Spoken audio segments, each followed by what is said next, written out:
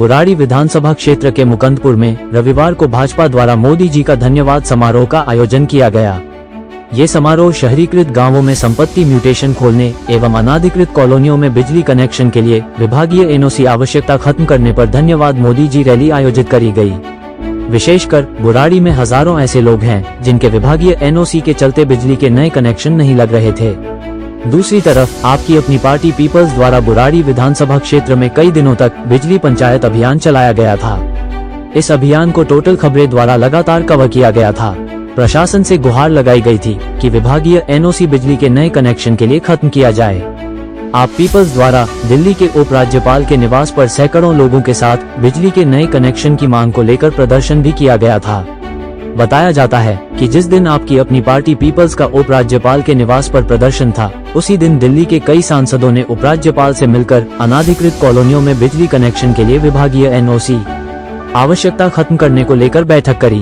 भाजपा की मुकंदपुर में रैली के बाद अब लोगों को बिजली के नए कनेक्शन मिलने लगेंगे, परंतु आपकी अपनी पार्टी पीपल्स के राष्ट्रीय अध्यक्ष रामवीर चौहान ने अभी भी कई सवाल खड़े किए हैं। श्री चौहान ने कहा कि अभी भी लोगों को पूरी तरह राहत मिलने की उम्मीद नहीं है। क्या है इसकी वजह, कहां अड़चन आने की संभावना है? आइए देखते हैं हमारे वरिष्ठ संवाददाता राजेश खन्ना की आप पीपल्स के राष्ट्रीय अध्यक्ष रामवीर चौहान के साथ एक्सक्लूसिव इंटरव्यू में।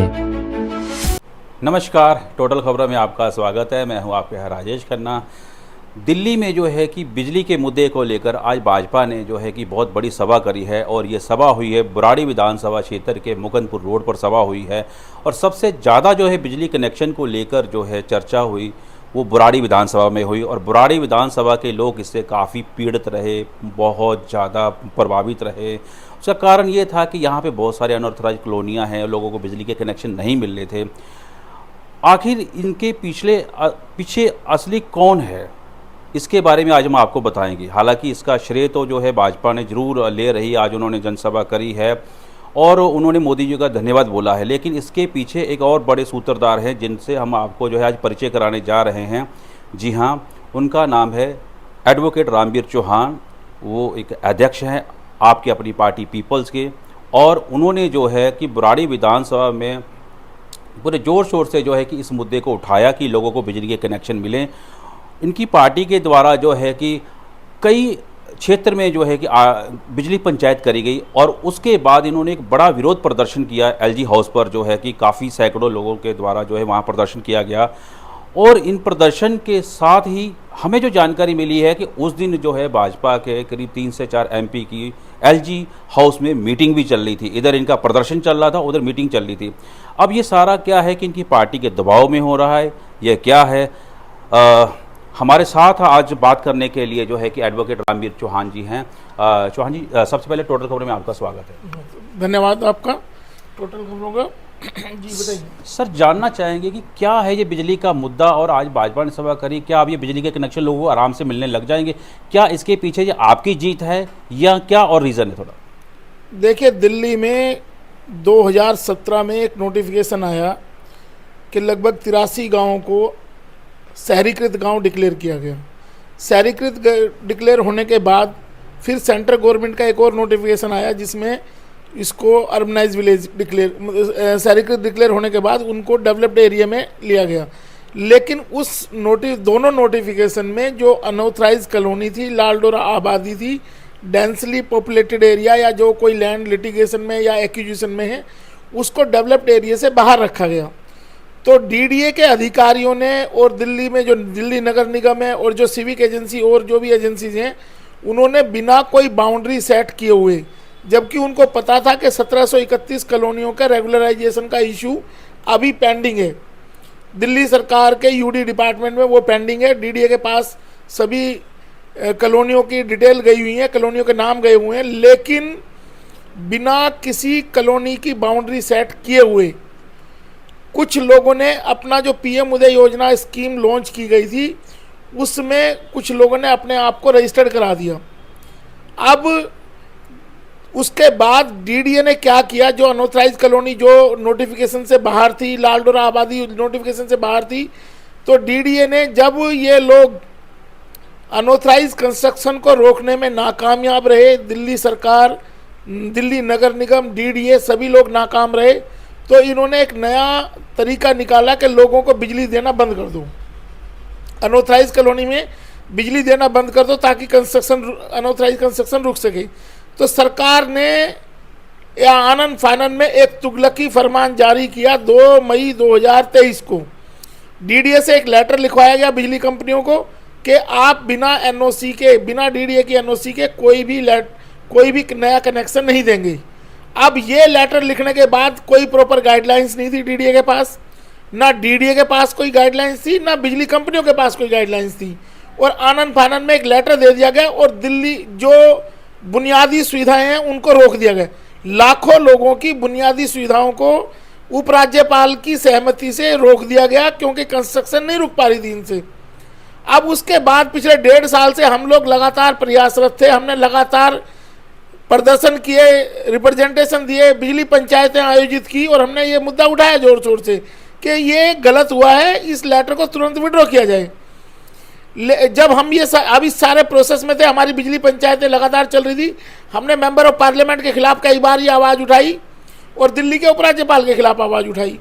तो इस प्रोसेस के चलते हुए जब हमने उपराज्यपाल के घर के सामने एक बड़ा ज़बरदस्त प्रदर्शन किया तो बिजली कंपनियों ने डीडीए के अधिकारियों के साथ मिलकर एक मीटिंग की और मीटिंग में कुछ नहीं किया, ये जनता की आंखों में धूल झोंक दी। ये जो अभी भारतीय जनता पार्टी के नेता हैं, मैं इनसे पूछना चाहता हूं कि जो दिल्ली के लोगों को गुमराह किया गया, दिल्ली के लोगों की बुनियादी सुविधाएं, बिजली पानी जैसी सुविधाएं छीनी गई, वो किस किस है पे थी? क्योंकि आज दिल्ली में भारतीय जनता पार्टी के पास कोई प्रदेश स्तर का नेता नहीं है, आज उपराज्यपाल ही उनके नेता हैं। वो मुख्यमंत्री से ऊपर सुपर मुख्यमंत्री हैं दिल्ली में उपराज्यपाल, और इसीलिए उन्होंने ये तुगलकी फरमान उनके द्वारा जारी होते हैं बार बार। आप ये बताइए, आपने बिजली रोकने का ऑर्डर आपने इशू कराया, डीडीए ने इशू कर दिया, और ये जो नई क्लैरिफिकेशन दी है जिसमें कोई रियायत नहीं है लोगों को, ये गुमराह किया जा रहा है। ऐसी मीटिंग लेके अपने दुष्कर्मों को छिपाने के लिए इस तरह की मीटिंग की जा रही है ताकि लोगों को ये लगे कि इन्होंने बहुत बड़ा काम आपके लिए कर दिया। बिजली रोकने वाले भी आप हो और ये नोटिफिकेशन लाने वाले भी आप लोग हो। तो आपने क्या जनता को सहूलियत दी, सिर्फ ये बताएं मीटिंग में। हमारा ये कहना है कि ये जिस लेटर की बात कर रहे हैं 2018 तक की जो कंस्ट्रक्शन है, अगर 2018 आपका पैरामीटर 2014 तक की कंस्ट्रक्शन का था कॉलोनी का, तो जब 2014 तक की कॉलोनी की बात थी तो 2018 कैसे बन गया? उसमें ऑटोमेटिकली टाइम की लाइन कैसे बढ़ी? और 2018 तक की कंस्ट्रक्शन अगर आप अप्रूव करते हैं तो कॉलोनी का नक्शा कहाँ है, कहाँ तक की बाउंड्री आपने क्लियर की? आप कैसे डिसाइड, ये अधिकारी बिजली कंपनियां कैसे डिसाइड करेंगी कि ये कंपनी ये कंस्ट्रक्शन 2018 की है या ये 2014 की कंस्ट्रक्शन है? तो ये जनता को गुमराह करने की साजिश है, क्योंकि चुनाव नजदीक है तो भारतीय जनता पार्टी ये जुमलेबाजी करने की कोशिश कर रही है और देश में झूठ फैलाने का काम कर रही है। मैं कहता हूं कि आपने अगर दिल्ली की जनता को बिजली देनी है तो ये लेटर भी तुरंत प्रभाव से विड्रॉ करके ये करा जाए कि दिल्ली में जो भी बिजली के लिए अप्लाई करेगा हर किसी व्यक्ति को कनेक्शन मिलेगा। तो आपके मुताबिक क्या है कि अब बिजली के कनेक्शन अभी आसानी से नहीं मिलेंगे या मिलेंगे? क्योंकि हालांकि लड़ाई तो आपने लड़ी और आज भाजपा इसके लिए कह भी रही कि मोदी जी का धन्यवाद। मोदी जी ने इसमें कुछ नहीं किया है। जो दिल्ली के उपराज्यपाल ने दिल्ली में एक हवोक क्रिएट कर दिया है डीडीए के लेटर के थ्रू, और मोदी जी भी इसके लिए जिम्मेदार हैं। जब वो कहते हैं कि हर घर में बिजली होगी, आप सोलर ऊर्जा की बात करते हैं, आप तो लोगों को अंधेरे में धकेलने का काम कर रहे हैं। बिजली कंपनियां नए कनेक्शन दे नहीं पा रही है दिल्ली में। जब देश की राजधानी में ये हाल है तो पूरे देश में रोशनी कैसे देश को कैसे जगमगाएंगे आप? तो ये बिल्कुल सरासर गलत है जो आज इन्होंने मीटिंग करी है। ये मीटिंग भारतीय जनता पार्टी की जुमलेबाजी और धोखेबाजी, जनता के साथ धोखेबाजी के अलावा कुछ नहीं है। तो आपको क्या लगता है कि अभी भी बिजली कनेक्शन मिलने लोगों के लिए कठिनाइयां हैं? मैं ये कहता हूं ये जो 2 अगस्त 2018 की मिनट्स हैं जिनके बेसिस पे उपराज्यपाल ने अपनी पीठ थपथपाई है कि हमने ये कर दिया जी, हमने बिजली के कनेक्शन खोल दिए, ये सरासर झूठ और धोखा है जनता के साथ। अभी भी जनता की मुश्किलें वहीं की वहीं रहेंगी और ये बिजली कंपनियां और डीडीए द्वारा लूट का साधन बढ़ा दिया है। ये कहते हैं एनओसी नहीं मिलेगी, लेकिन अगर इसका पैरा 4 देखोगे मिनट्स का, उसमें क्लियर कट लिखा हुआ है कि बिजली कंपनियों में जो भी एप्लीकेशन जाएगी पहले वो डीडीए को भेजेंगे, डीडीए उससे एनओसी क्लियर करेगी खुद, और उसके बाद उसका कनेक्शन सैंक्शन होगा। तो ये एनओसी विड्रॉ कहाँ की इन्होंने?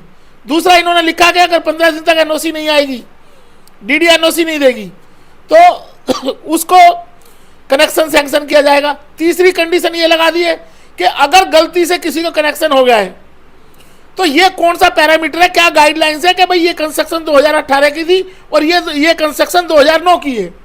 ऐसी कोई गाइडलाइंस है ही नहीं इसके साथ।